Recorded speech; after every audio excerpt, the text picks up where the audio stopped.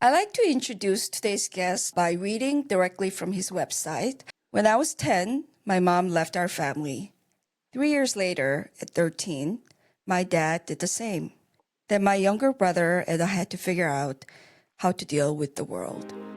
Welcome to the Take 1.5 podcast. This is your host, Min Lee.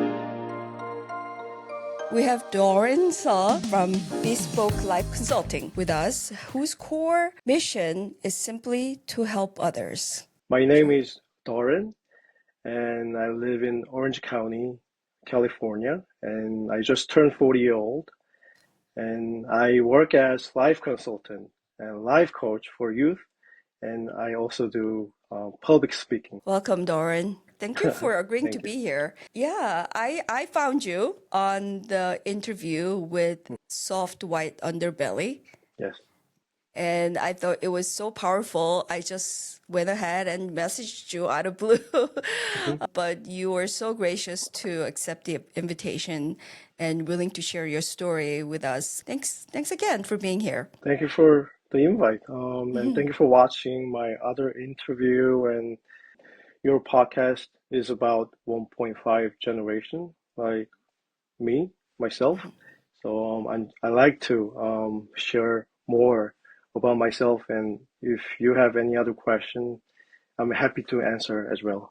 Can you share with us about your experience of being on Soft White Underbelly? What was that like? Oh, How did it come about? so my wife told me about that channel.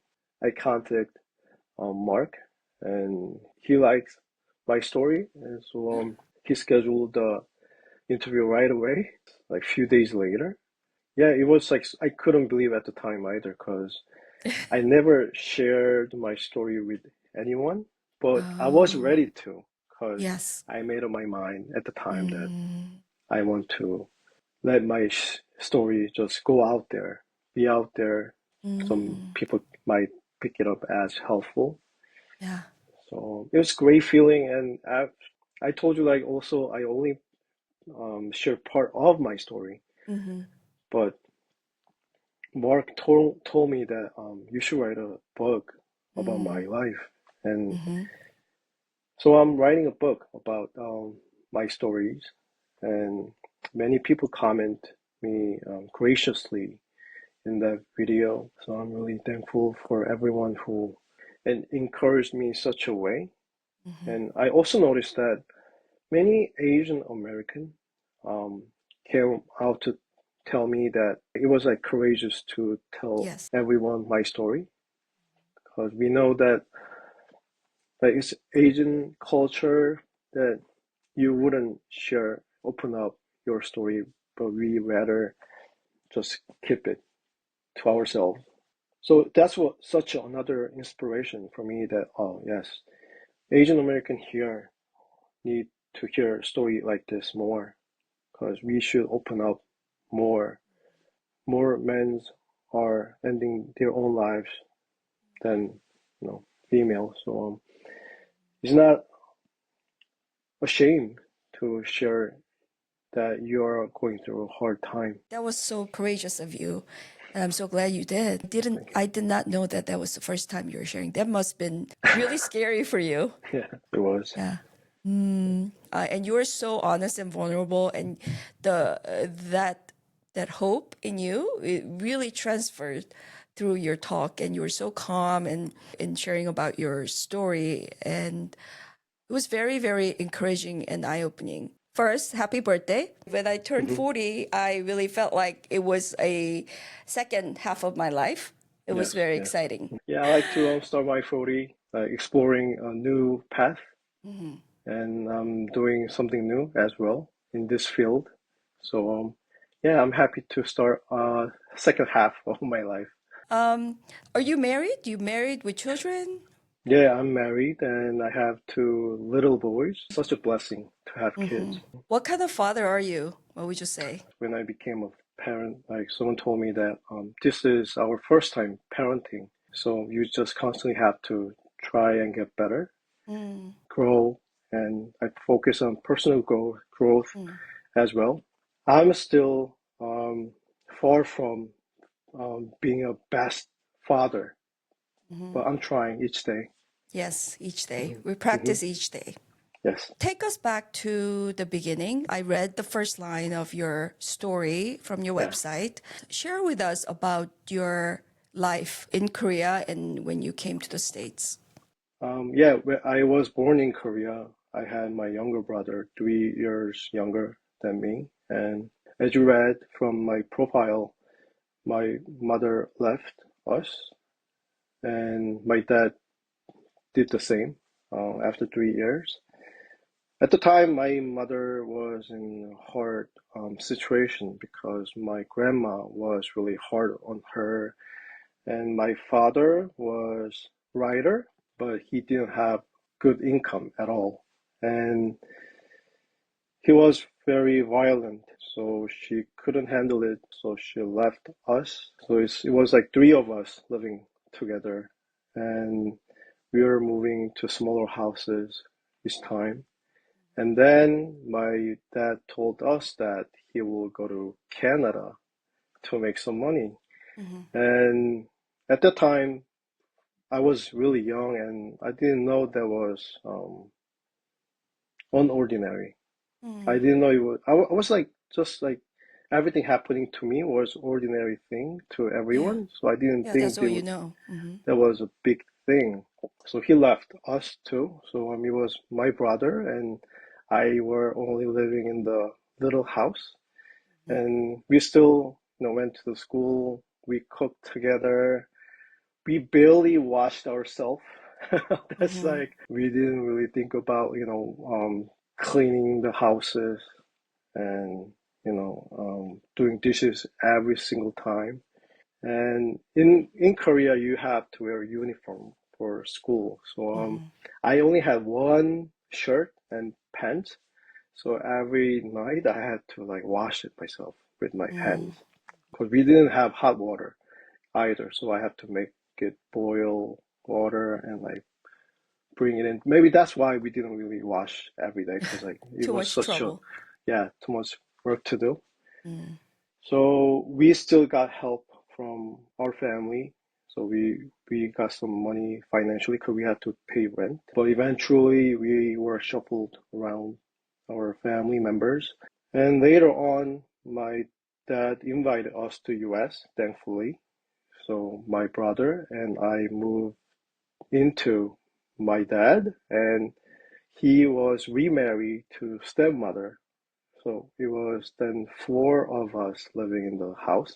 When I think about it, I'm glad that he called us here so we could, make another like new life for me, new opportunity. Because always had anger toward my father because of I thought my father pushed my mom away, and I'm from Busan, so like the Busan people, I believe that we don't talk much at all, especially if you're guys. My brother and my dad, I didn't really talk much, and we didn't even eat together. We Mm. didn't have a like dining table. Like we didn't really share much either. So even in the US, we didn't eat together, and we didn't have an intimate relationship.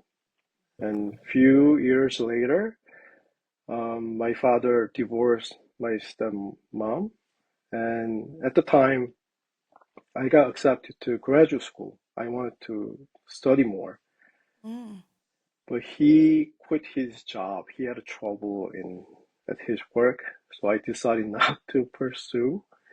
So I started working then, and then like we were all separated. We just, lived separately, and then that's how I got to US and how we like that was a time we lived all together.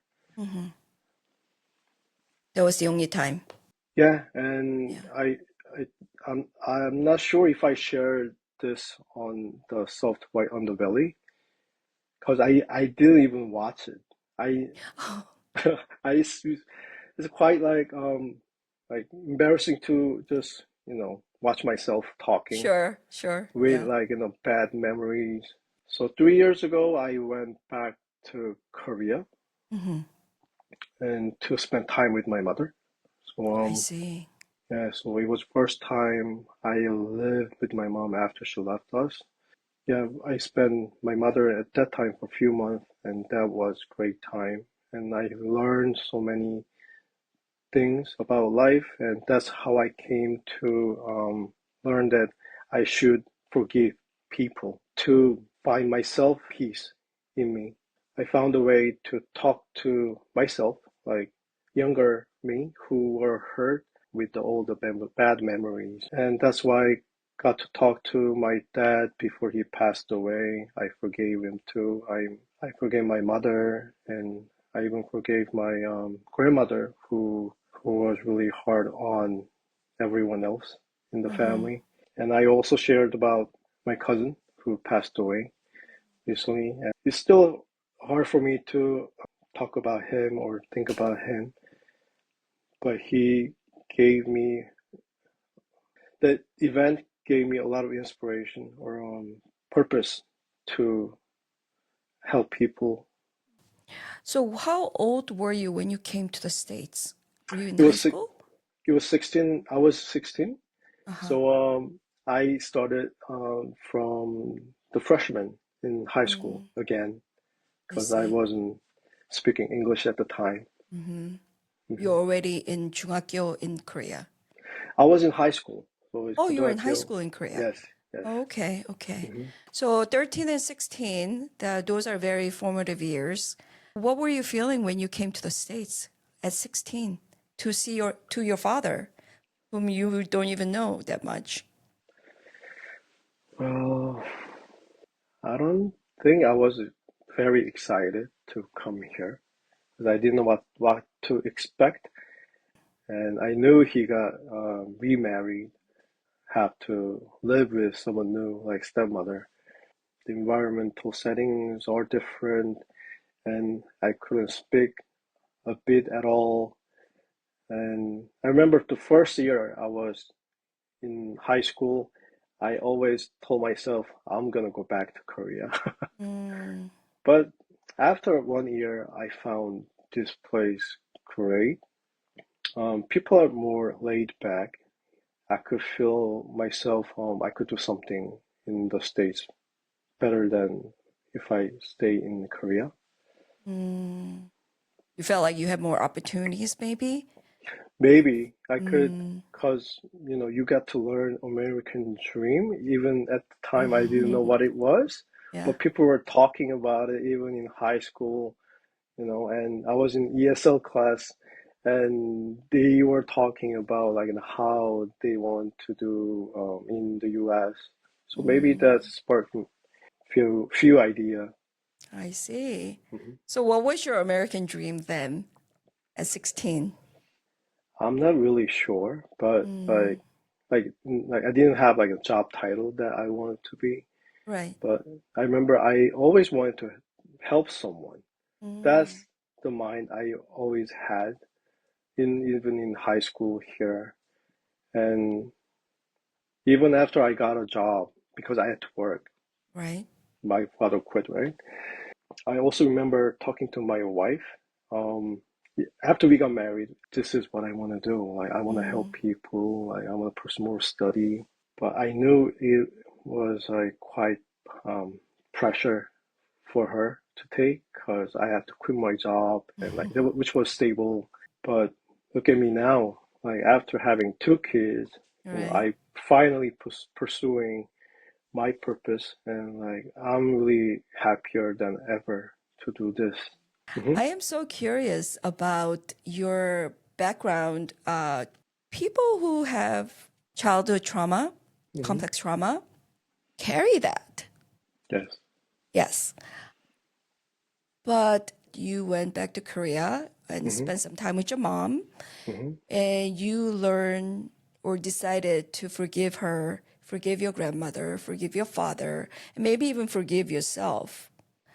So I'm curious to know, and I'm aware that that was a long process, Hmm. but what does one go through to be able to forgive such traumatic experience?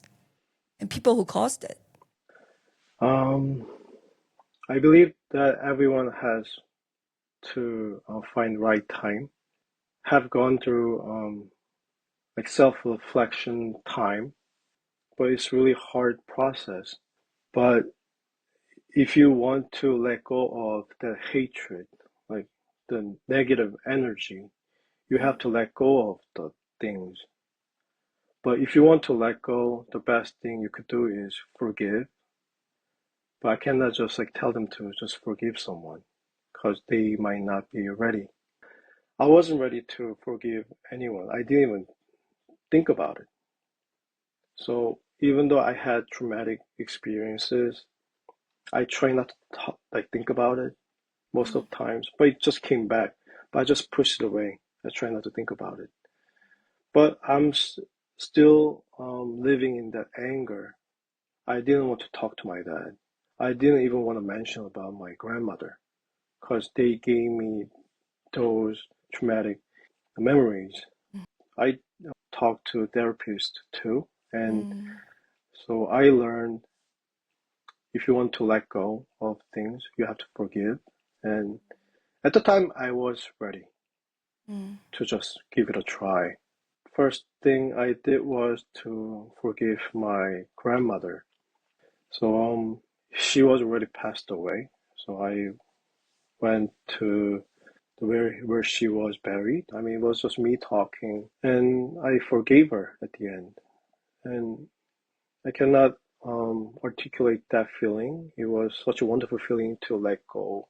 I was really full of energy and like happiness that I could just embrace it, the mm. feeling and the memory. Because when I'm thinking about my grandmother and like my father, my mother, I love them now.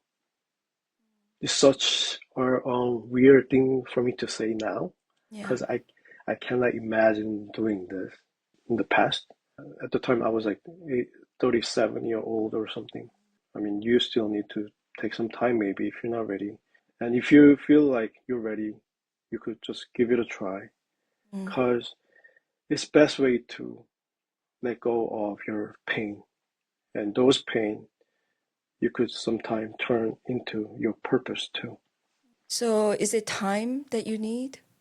So I hate to say it's time.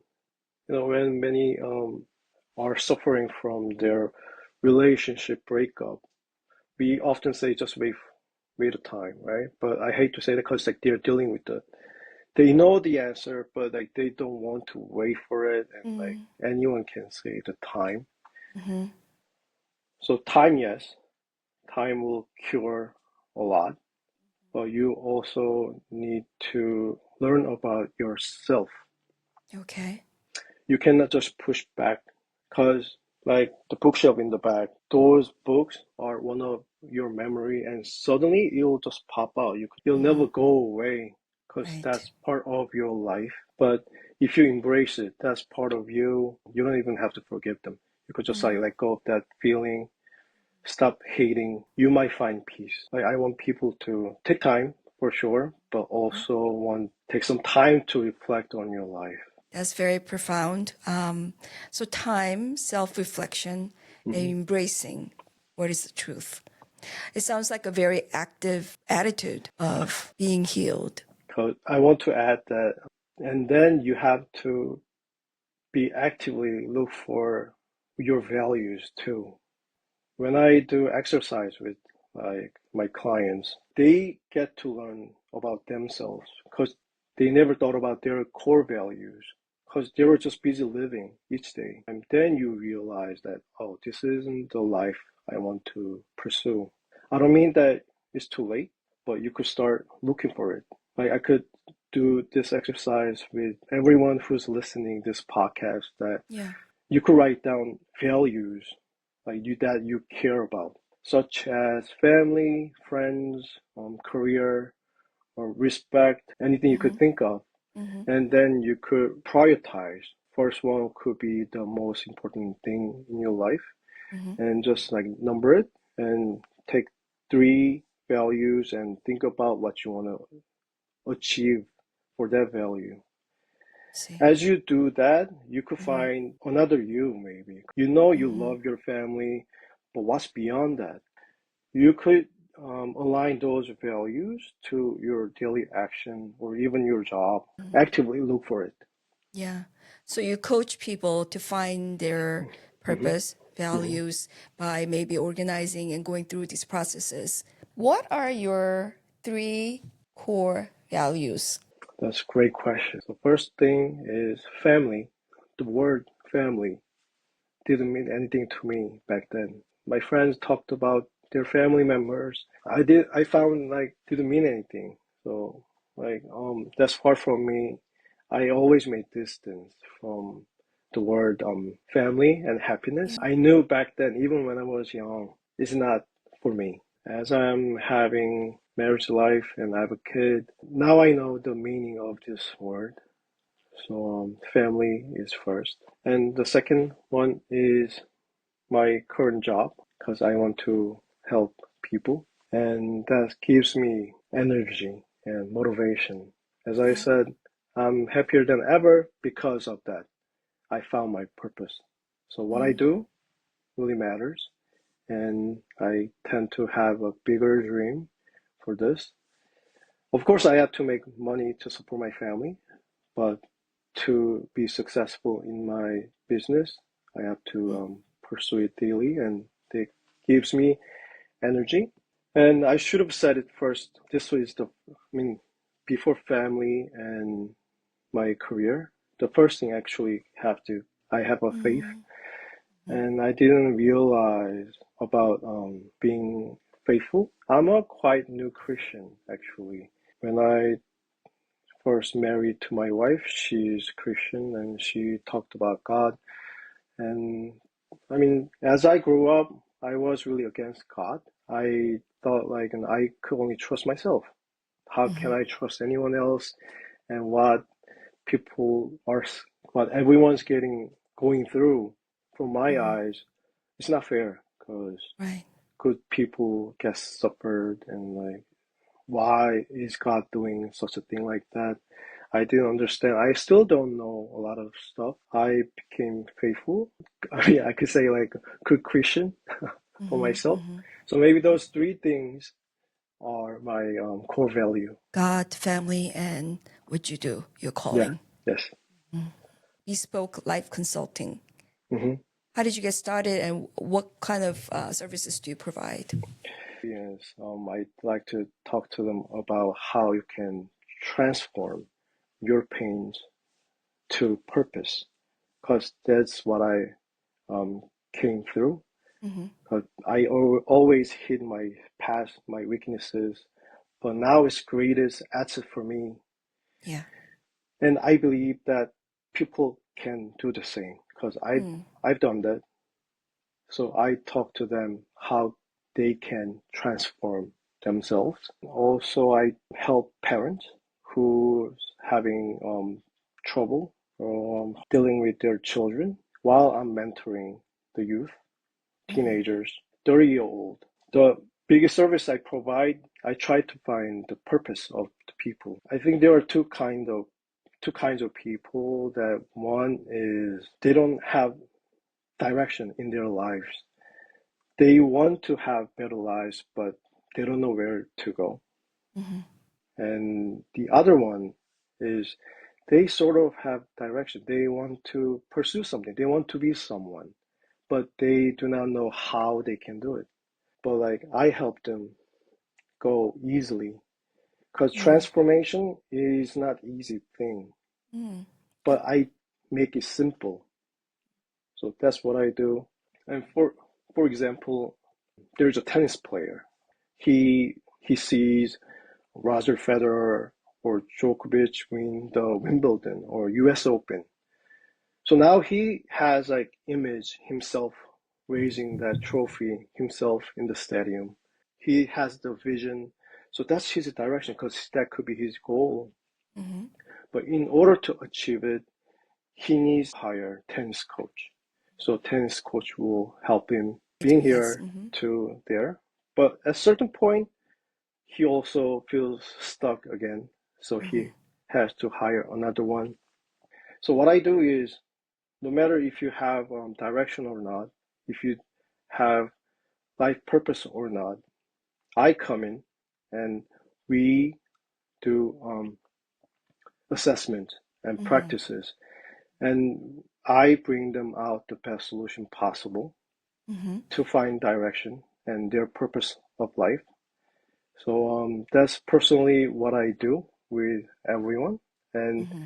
they feel amazed by themselves because they never thought about Mm. finding direction or life purpose.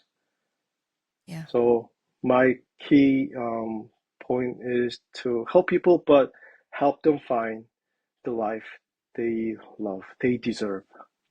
So you do group settings, group coaching, and individual one-on-one coaching as Mhm. well. If you're a tennis player, you have a coach to train them and give them clear directions to improve, so they could be the best player.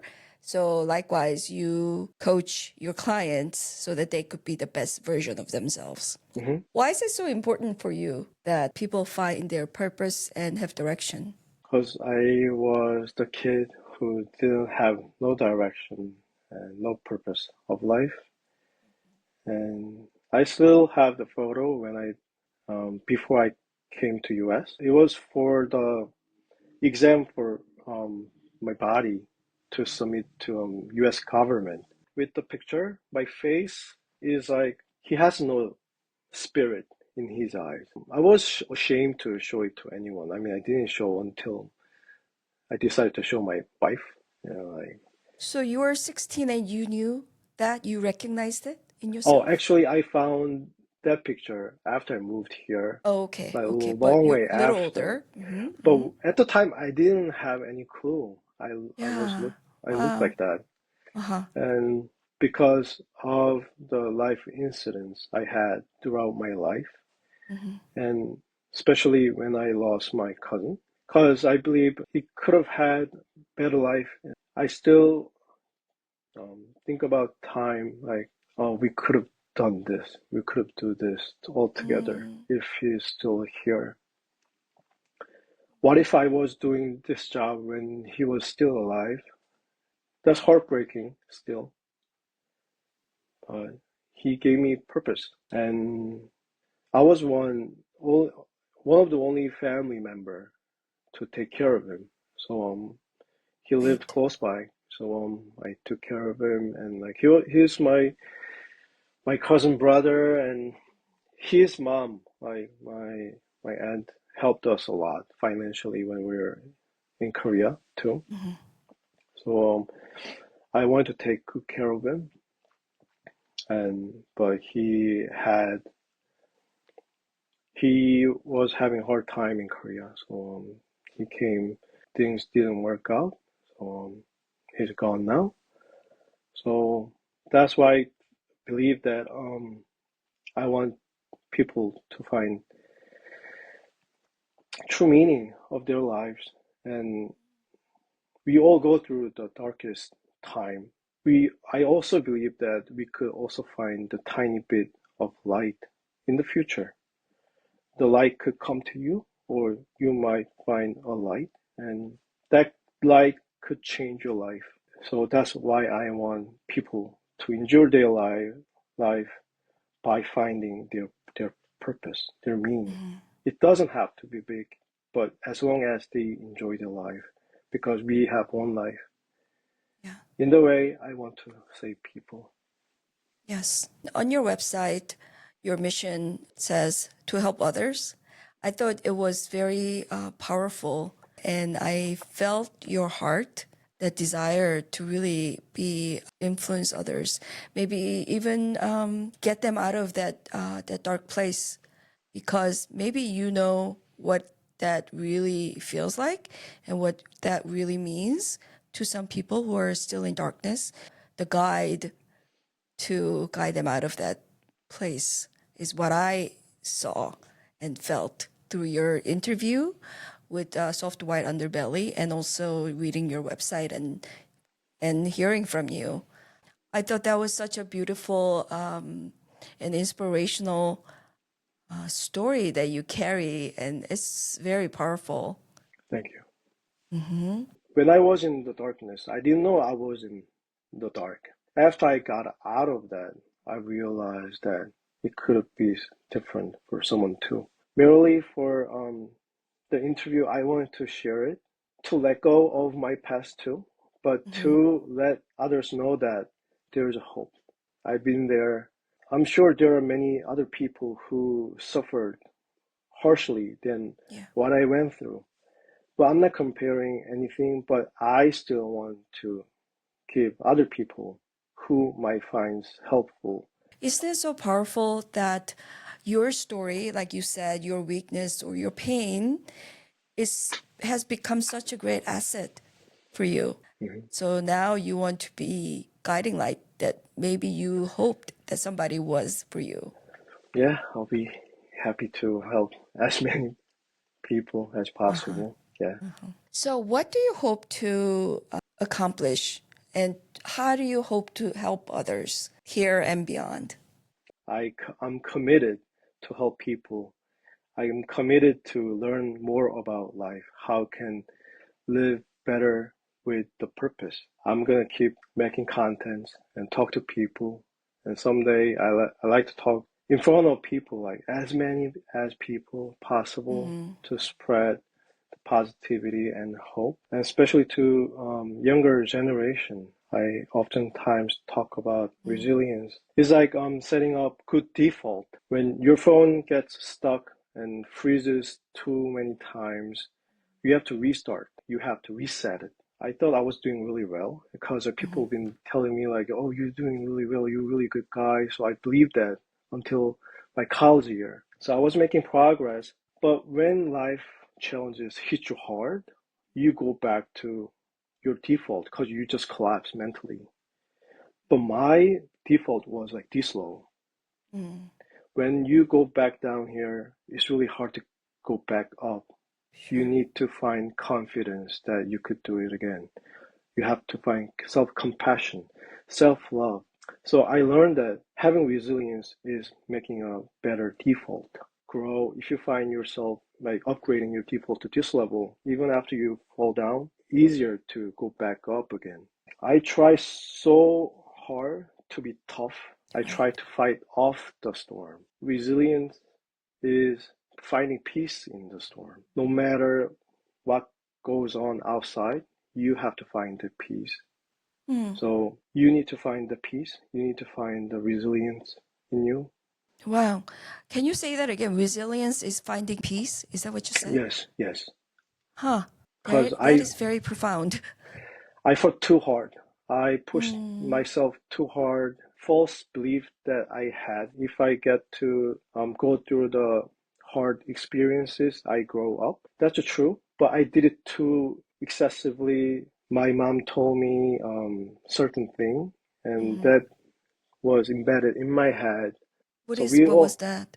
so it was after my parents got divorced, and Mm-hmm. my mom took us to a temple one Mm-hmm. day, and in that temple, the 7-year-old or 10-year-old monks there, and Mm-hmm. she wasn't directly telling me, but I hear she saying, they're gonna get really stronger because they're going through this at young age.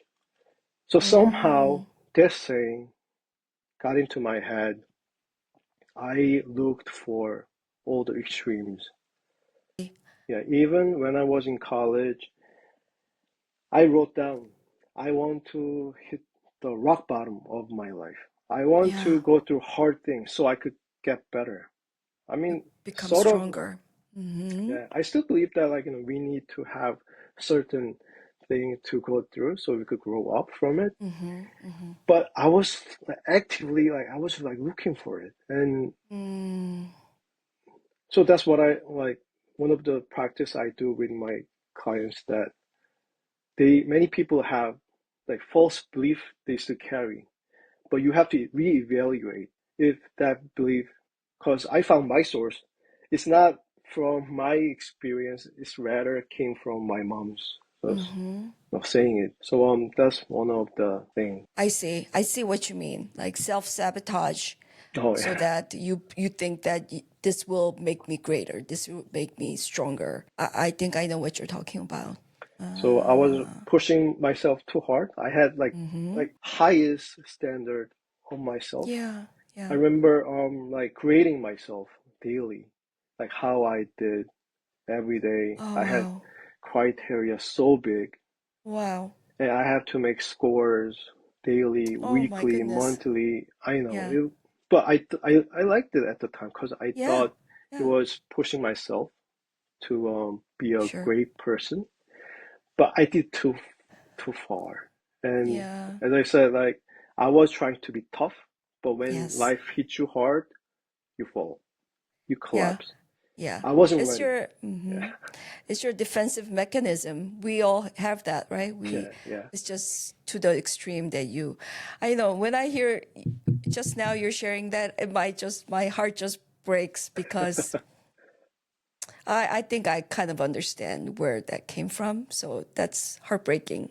It's a trauma respond. Mhm. It's yeah, yeah. Hmm.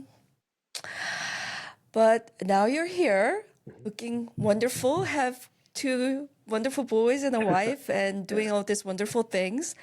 Who should seek you out for coaching? If you have dream image that you want to be someone, then I could help you. So we could have direction and life Mm, purpose, and I so see. each day will be more meaningful. On your website, there is a Dream Self online course. Can you Yes. tell us about that? So that's basically what I do with clients in person, but I wanted to make it as a course too, so they could just like do it self-track Mm-hmm. course. My book will come out on the process of making other courses. Like one would be how to forgive people. That's Mm-hmm. what I shared before, and Mm-hmm. I think that's one of the biggest thing we could do to find peace in us. And also, there will be a course for parents who need help on how to have conversation with their child. Mainly focus on resilience and grit, but Mm-hmm. books coming out and courses will be ready as well. Oh, wonderful. When is Mhm. the book coming out? So I'm still on the process of writing it faster. Is that a workbook or memoir of your life, or what's the book So about? I'm like trying to, mix it up everything. Okay. Mm-hmm. I'm putting my memoirs together. And then I'm Great. trying to give them the actionable step they can do. That's great. Like you're posting things on Instagram and social media about tips like how to talk to your kid when this happens and things like that. So Yeah. I see them and they're very helpful and very simple and easy to understand. Mhm, So I'm sure it'll help a lot of people. mhm. Are you writing your book in Korean or English? So that's the many thing people ask me.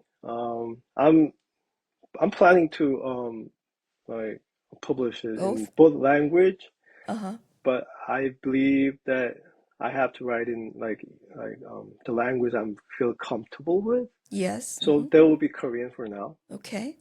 I don't know how I'm gonna do translation, Uh-huh. but we'll see how it turns out to be. Awesome. I look forward to that. Do you have a Thank you. title? I'm Not thinking yet. of many things, but not yet. Nothing Okay. certain. And you could give me Okay. an idea. Okay. I'll Okay. definitely send you a copy when it comes out. Yeah. Awesome. I Yes, love yes, that. of course. Yeah. Of course. Yeah. So the book, maybe June or later, we'll Hmm. see in the Yes. works. So exciting. It This is is. It is great. exciting. Yeah. Yeah. And then you also are speaking publicly, motivational speaker and Yes. coaching. Well, you're doing so much. Yeah. I'm busy, but I'm happy. Happier than ever. Is there anything else that you would like to share? I wish people can give up on being perfect. People used to call me perfectionist, and I liked I liked it when people call me Mm-hmm. I'm perfect.